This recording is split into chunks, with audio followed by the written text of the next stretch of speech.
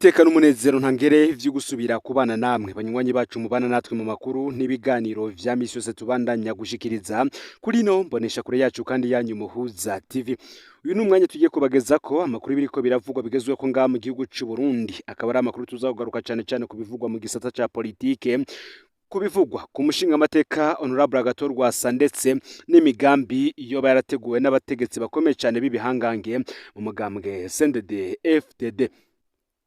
Kuva mu mwaka w'ibihumbi 2023 nibwo vyari vyatanguye kugaragarira abarundi n'amakunguko umugambwe uri ku butegetsi ushaka kuburabuza Honorable Agathon Rwasa kugira ngo ntibazuhatane mu matora yo muri uyu mwaka w'ibihumbi 2025 ndetse n'amatora y'umwaka w'ibihumbi 2027 y'umukuru w'igihugu.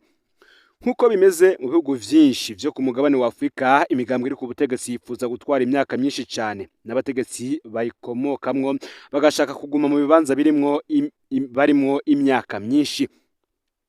Ivyo rero benshi bakavuga ko bitava ku rukundo baba bakunda igihugu n'abene gihugu, ahubwo akenshi bagomba kuguma mu nyungu zabo no gukingira ivyo baronse kuko benshi babironka mu nzira atarizo. Rero bakaba bashaka kuguma batwara kugira ubutunzi bwabo bugume bukingiwe. Abanyapolitike benshi bakorera mu binyoma gusa kandi baba bashaka ko ivyo binyoma vyabo bigirwa vyeranda ntihagire uwubahinyuza canke abavugira ibintu. Hagaze mu Burundi rero hoho nirenza bategura ikinyoma gisa n'ukuri kandi bagashaka ko abarundi bakigenderamwe uko nyene. Ugiye kubiri naco uca witwa igipinga. Muri make bifuza ko abantu baguma mu mwijima gusa. Honorable Agathon Rwasa ni umunyepolitike nawe nk'abandi, arashobora kandi ngo kuba yohinduka nk'abandi canke agakora uko abandi bariko barakora. Ariko kugeza ubu mu bantu bafise ubwenge bumeze neza, ivyumviro vyiza, imigambi myiza y'iterambere, Rwasa arimwo. Rwasa kandi arafise impano yo kuba indongozi kuko aratuje mu mutwe kandi ariyumvira neza cyane, kandi ni umuntu afata ingingo zirimwo ubwenge bwinshi. CNDD-FDD rero umuntu nk'uyu niyo mworohereza na gato kuko barazi neza ko ivyo baronse mu nzira atarizo vyose mu myaka 20 bamaze ku butegetsi vyotakara kandi iyoba ineza ku mwene gihugu. Rwasa rero ari mu banyepolitike bakunzwe cyane ngaha mu gihugu c'u Burundi kandi arabikuye pe, ariko yagiye arahura n'inzitizi nyinshi mu rugendo rwe rwa politike guhera mu mwaka w'ibihumbi 2008 avuye mu ishamba. Avuye mu ishamba icambere CNDD-FDD yakoze kwabaye kumuteranya n'abagwanyi canke se abasoda biwe aho kwinjizwa mu nzego z'umutekano nk'abandi. Benshi baratasha ataco batanye kuko leta ya CNDD-FDD yabatekereye ibirato vya yeboyebo gusa. Abanyepolitike biwe barakumiriwe cane mu nzego kuko uwo bahaye poste atwara yavuye muri FNL wasanga akora ibitangaza, yarakora agahindura ibintu mu mwanya muto cyane ugasanga ico gisata cateye imbere. Akarorero twobaha muri aka kanya hari umu FNL yabaye umudeje canke se indongozi y'uruganda rwimbura isukari Sosumo. Ico gihe umwimbu baronse muri uwo mwaka n'uyu munsi ntibarigera bongera kuwuronka, ariko baciye bamukura ubwo nyene. None raba uyu munsi n'agasukara abarundi ntibakikaronka. Muri make benshi bakavuga ko aba FNL bo ku ruhande rwa Honorable Agathon Rwasa bari bafise discipline mu vyo kuyobora. Akandi karorero kandi gatangwa n'abakurikiranira ivya politike hafi bati ni murabe inama nshinga amateka ya Pascal Nyabenda ikagira icegera Agathon Rwasa. Ingene iyo nama nshinga amateka ari smart, ngo wasanga vy'ukuri ari inama nshinga amateka ifise icimari ya bene gihugu, nubwo aba FNL bari bake kandi na Nyabenda ngarafise ubwenge bumeze neza. Ngariko uyu munsi Gerard Ndabirabe atwara inama nshinga amateka ngo we agiye kubaha amasashe mu yahekenye mwongere mu yamire. Kuba amasashe acinjira mu gihugu c'u Burundi ni ingorane z'abanyagihugu canke benshi bakibaza bati ese zoba ari ingorane z'abanyagihugu canke ni ingorane za leta idafata ingingo ngo inayikirize. Abinjiza izo sashe Gerard Ndabirabe agomba kugaburira bene gihugu, ese sizo ntakorwa ko nyene n'ubundi naba abategetsi bakomeye cyane bo mu mugambwe uri ku butegetsi, ngese si babikura mu bihugu bituranyi bakavyinjiza mu Burundi kandi bikarengana kuko ivyabo bidakorwa ko na Oberi. Honorable Rwasa rero kuva akiri mu ishamba yari yarateguye neza abantu biwe n'ingene bazotwara igihugu bagifashe. ariko CNDD-FDD ngo ibi vyo ntavyo yigeze ikora, ahubwo abenshi muri CNDD-FDD bari bafise inyota yo kuronka ubutunzi nka ba Buyoya, kuba i Bujumbura, Ikiriri, kugira imiduga myiza ndetse n'ibindi bitandukanye. Ibi ntibivuze ko kandi ntibivuze ko muri CNDD-FDD atabagabo b'abashingantahe bahari. Ni ukuri barahari kandi benshi, ariko bo usanga babashira mu mabanga badashobora gufata ingingo. Barakumirwa cyane ngo ntibabagwanye, barakumirwa bivanye n'iyo bavuka ndetse n'ibindi byinshi bitandukanye. Ababanga bagaca bayaha ba bandi batayashoboye ngo nuko barashe. Rwasa rero urugendo rwe rwa politike rusa nkaho rwageze ku iherezo, kuko bamwugaje ibwirizwa shingiro ryatowe n'abanyagihugu mu mwaka w'ibihumbi 2018 kandi niryo ryari ryateguriye we. Nta nzira n'imwe asigaranye yo kumushikana mu matora uyu mwaka, kandi barabizi ko uyu mwaka naho bomwivye gute iyo batsinze. Kandi nabo baseneri bahenzwe na CNDD-FDD ngo bahemukire umugambwe wabo mu matora ntibazoroherwa, kuko ikibanza ca kabiri ngo kizafatwa n'umugambwe UPRONA, nkuko abakurikiranira hafi vya politike nga mu gihugu babivuga.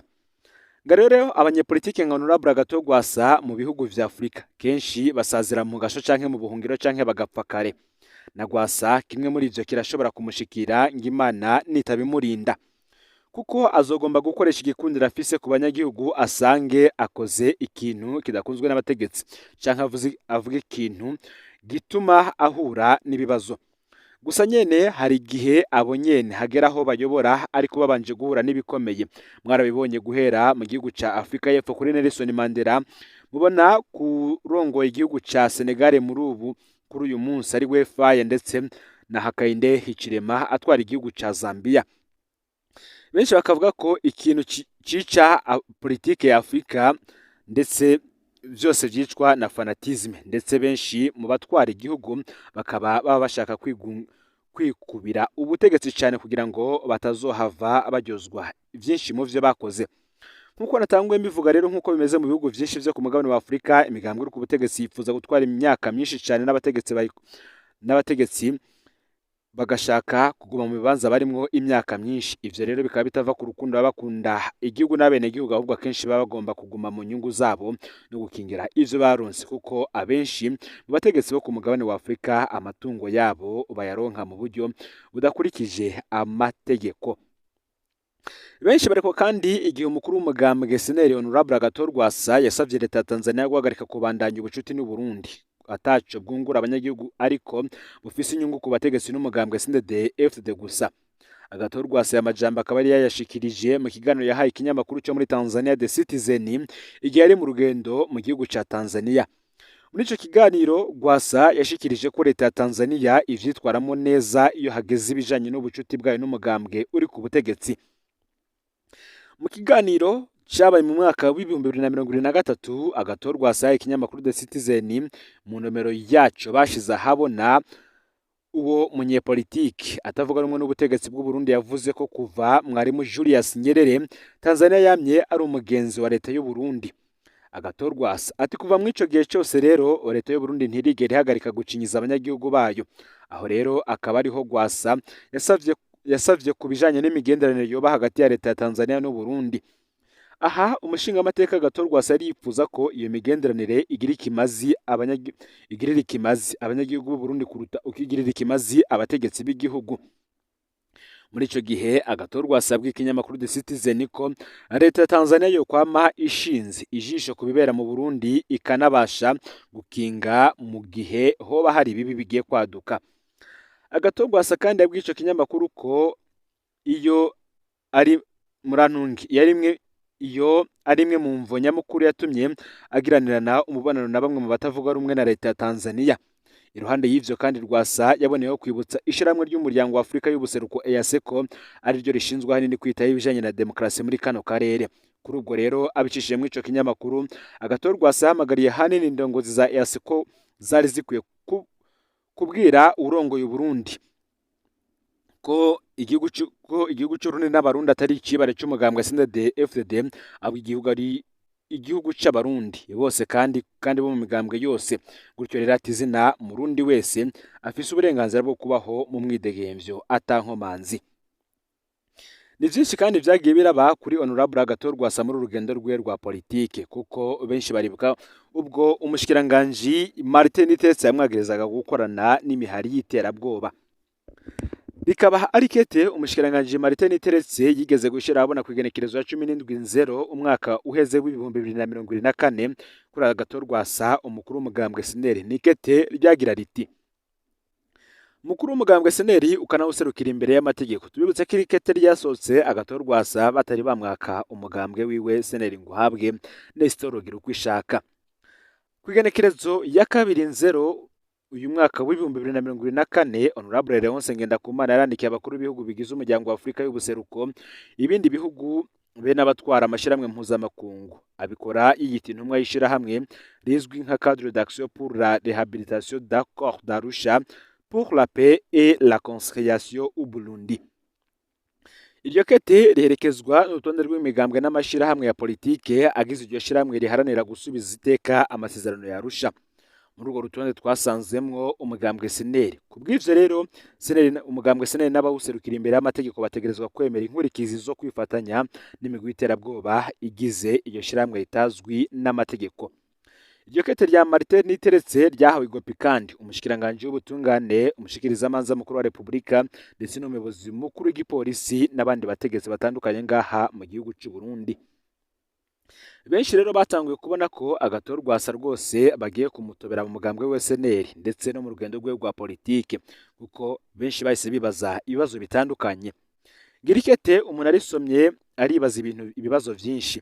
Aha ni ibibazo vyagiye biribazwa na benshi mu basesanguzi mu vya politike ngaha mu gihugu cy'u Burundi. Ikete ryanditswe na Leonce Ngendakumana, ariko buno butumwa bwarungikiye Honorable Agathon Rwasa. Kubera iki? Uti niryo kete riravuga SNL mu rutonde rw'abagize iryo shirahamwe riharanira gusubiza iteka amasezerano ya Arusha, ariko na hamwe hari umukono wa Agathon Rwasa.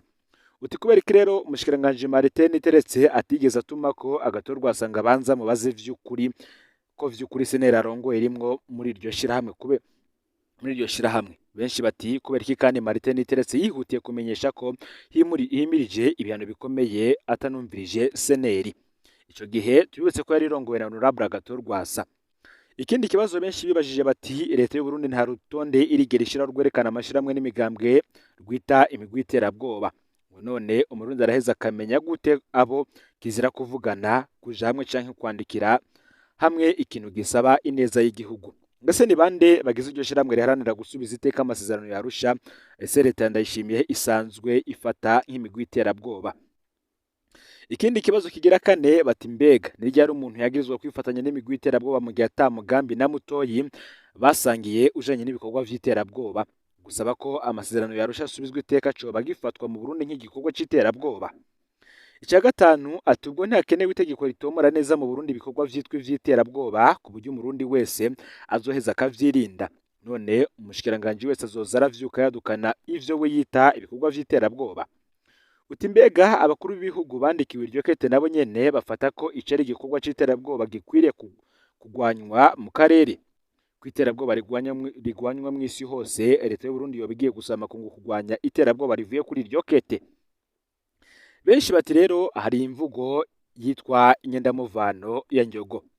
Mu Kirundi ngo inyendamuvano ya Ndyogo yarikiye mu ntege ngo wicare meneke uhaguruke meneke.